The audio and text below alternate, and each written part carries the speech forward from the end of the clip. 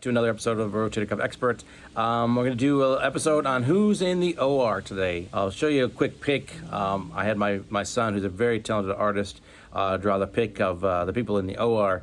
And so we're going to go through who's in the OR, why they're there, and so what can you expect if you remember, and sometimes you won't remember because they'll give you good drugs before you go to the operating room. But if you remember, this is specifically who's in the OR, not necessarily the rest of the people, although there's always a nurse in pre-op that gets you ready for surgery. There's always a nurse in post-op that gets you awake from surgery. But when we talk about who's in the OR with me, right, who's in the OR, you'll meet the nurse anesthetist.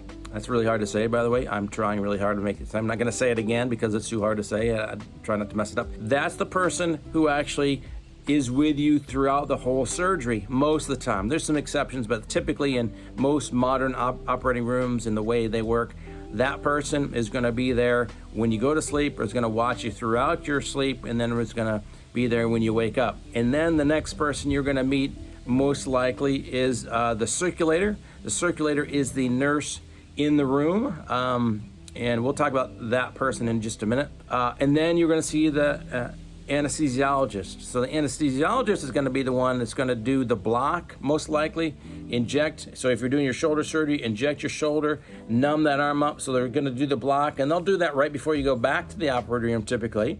They'll give you some medicine, some good drugs. You don't really know or care where you are, and then they'll give you that block. And then you'll head to the operating room with the circulator and with the nurse anesthetist. Again, I'm going to say that as few times as I can. So you get into the operating room, so they get you all set up. They move you from the gurney that you go into the operating room, and they put you on the operating room table. They get you all set up, the EKG leads, the blood pressure, that kind of thing. Make sure your IV is running okay. And when they're ready, when it looks like they're ready to put you to sleep, typically what happens is they will call the anesthesiologist and say, okay, we're ready. Anesthesiologist will come in, they will put the person to sleep. Sometimes the anesthesiologist will actually do that specifically, but usually it's a joint between those two, both the anesthesia people. Then you go to sleep. And then we get you positioned on the operating room table the way we like to position you. Typically when I do shoulder rotator cuff repairs, the patient will be on their side, so we call it a lateral. So you'll be on your side, and there's something that goes on your arm that helps hold the arm up where it's supposed to be while we do the surgery. And then we have other people. We have my assistant. My assistant who is a PA. It could be a nurse practitioner, but mine's a PA. It could be he or she, but now it's a he. He helps me pass the sutures, helps me do the work in the operating room. Sometimes I need more than two hands, so he'll be my third hand or my fourth hand. There's the circulator. So that circulator, if we need something and we're all sterile, then she can go get something that we need. She also does what's called the timeout. She makes sure before we do the surgery, before we do any cutting, we confirm who the patient is, what side that we're doing, and what the surgery is. And also make sure we got the antibiotics we need before the surgery, make sure they don't have any allergies that we need to remind ourselves of. That's pretty much it. Confirm with the anesthesiologist or the nurse anesthetist. It's getting harder to say. That's the circulator's job in a nutshell. It's much more than that, but you get the idea. Then we have the scrub. The scrub is the person also sterile, like my assistant and I. We are the three people who are sterile.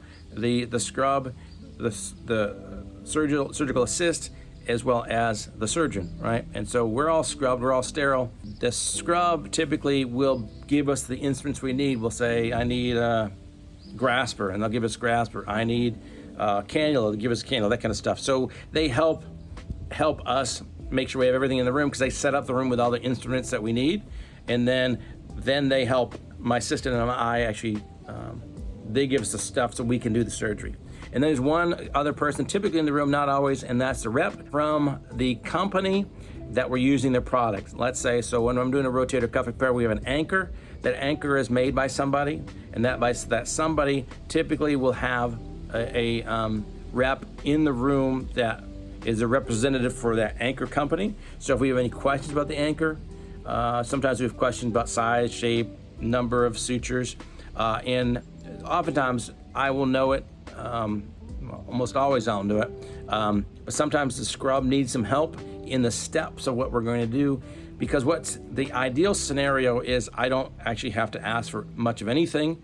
The scrub knows what the next step is, and so they have everything ready for the next step, so much more efficient. Now, if we have an inexperienced scrub, which often we do, then that rep being there saying, okay, this is the next step, this is the next step, this is the next step, as well as my assistant will do that too, that helps us be much more efficient. So then we do the surgery, and then typically what happens, I finish the surgery, I step out, my assistant puts the bandages on, the patient wakes up, and then the nurse anesthetist with the circulator brings that patient to the recovery room to be recovered by the PACU. So I hope this is interesting. Again, look at the cool video. Look at the cool picture anyway. I mean, it's a pretty awesome picture, don't you think? Give me a thumbs up if you like the picture. I think it's pretty cool. Good to see you today. Remember, please subscribe, and we'll keep on bringing the content. And make sure you make a comment if you have any questions. Anything else you would like me to talk about, please let me know, and we'll see you next time.